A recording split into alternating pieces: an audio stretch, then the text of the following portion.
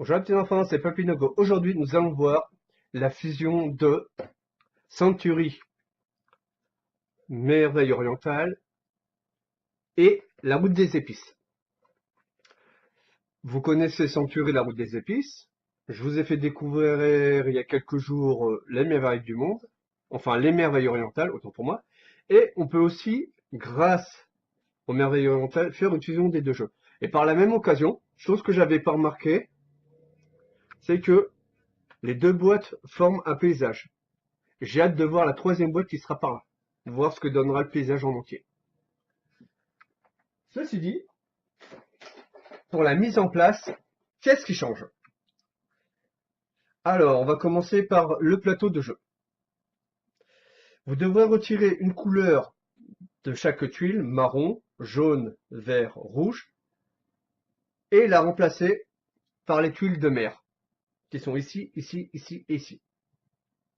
Elles seront toujours adjacentes à chacun des marchés.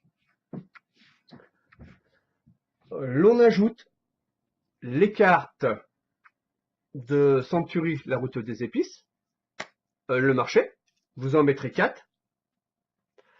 Et pour savoir comment on utilise toutes les cartes, je vous invite à revisionner la vidéo que j'avais fait sur la route des épices où j'avais expliqué comment fonctionnait l'utilisation des cartes.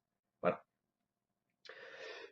Pour les bonus qui sont ici, il y en a 2 qui ne sont plus présents. Vous conserverez le déplacement gratuit, et croyez-moi que vous allez en avoir besoin. Les tuiles de scoring, 3, 4, 5, 6, voilà. Et les tuiles pour rajouter des ressources à votre cale. Pour les tuiles, de points, eh ben, vous laisserez tel quel, à savoir que vous ferez toujours un tas de 5 tuiles, de 6 tuiles, dont celle qui a la croix. Pour le plateau de joueurs, vous aurez donc les cartes de démarrage de la route des épices. Et pour le plateau de joueurs, vous n'aurez non plus cette face-là où vous aviez les cubes que vous deviez défausser pour acquérir un comptoir, mais cette fois-ci, cette version-là. C'est-à-dire que vous aurez 4 comptoirs de main, vous travaillerez qu'avec 16 comptoirs parce que vous avez que 16 tuiles de marché. Et pour le premier comptoir, vous devrez dépenser une carte pour pouvoir l'installer. Ici, avec 2, soit vous utiliserez des cartes de comptoir, soit des cubes, soit 2 cartes de comptoir, soit 2 cartes. Voilà. Donc, les comptoirs que vous n'utiliserez pas dans la boîte. Est-ce que j'ai oublié quelque chose?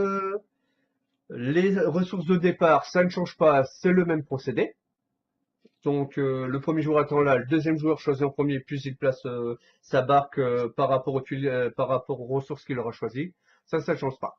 Tout de suite, je reviens pour les règles. Alors, pour les règles, donc pour ceux qui connaissaient Century, la route des épices, vous savez que l'on utilisait des cartes. Il se peut que vous ayez juste acheté le jeu et que vous n'ayez pas la route des épices. Donc, dans ce cas-là, je vais vous expliquer sommairement comment on utilise les cartes. Sinon, se référer à mon ancienne, à la vidéo que j'avais fait sur la route des Century, la route des épices. Et dessus, il y a l'explication des règles. Donc, tout simplement, donc je vais prendre des tokens ici, toujours en prenant ça, toujours en partant pour la première chose, c'est je veux acheter une carte qui est ici.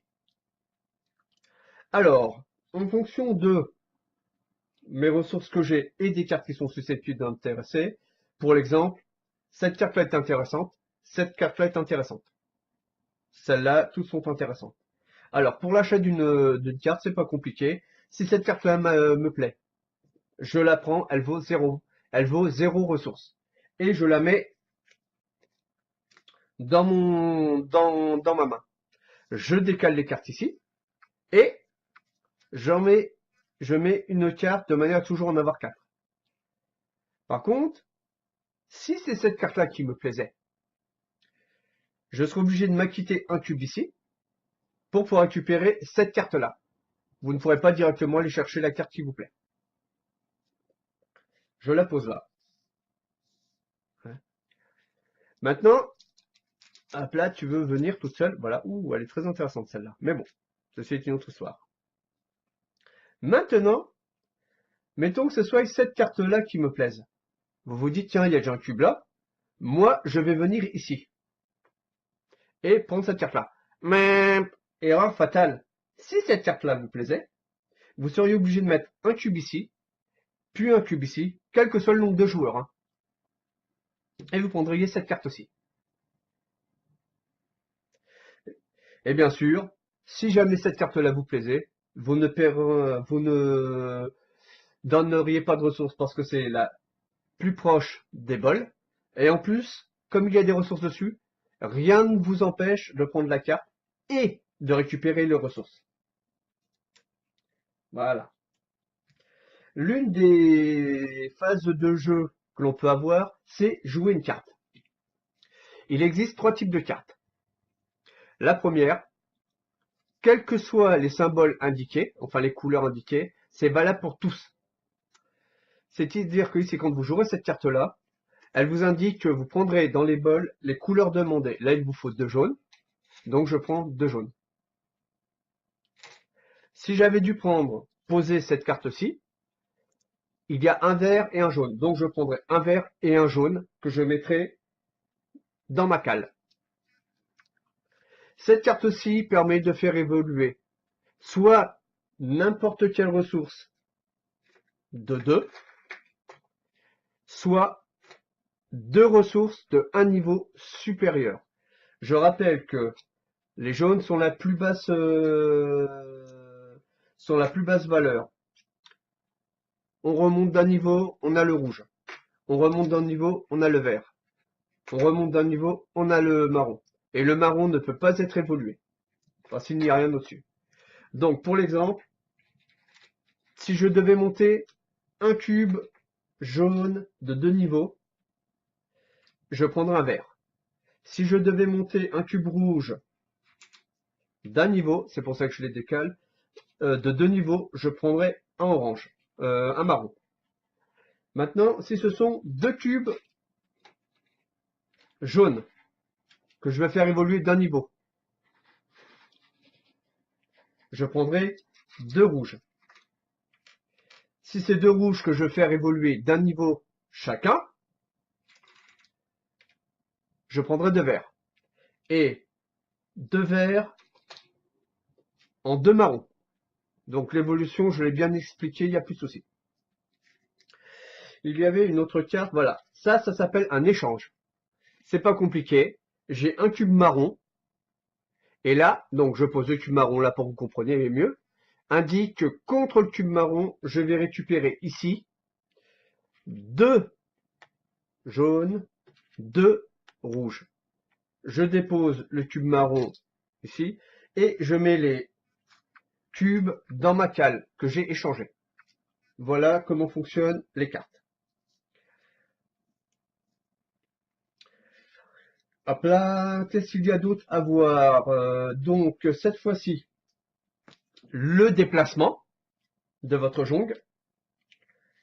Pour le reste des règles, après, c'est comme on a vu précédemment. Donc, le déplacement, vous jouerez une de vos cartes, et pas une ressource. Une de vos cartes, que vous poserez ici.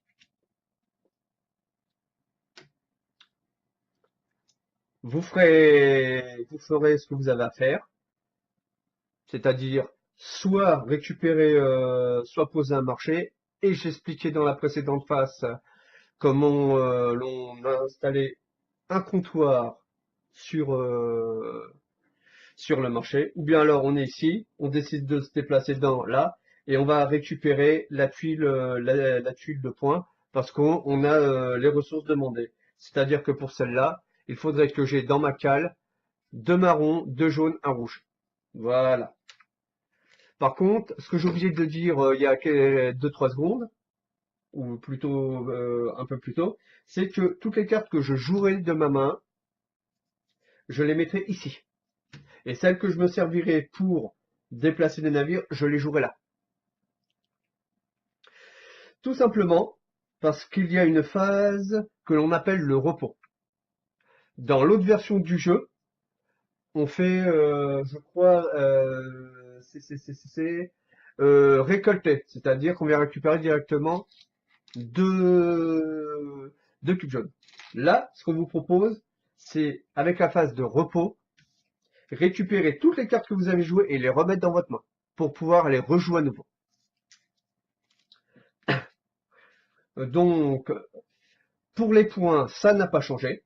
C'est celui qui aura le plus de points, y compris avec les cubes points et ces jetons-là. Cette fois-ci, il n'est pas question d'avoir deux pièces d'or ou d'argent comme dans la route des centuries, la route des épices. Les jetons, les tokens jaunes valent 0 points. Brièvement, j'allais oublier bien sûr le premier qui arrive à 4 tuiles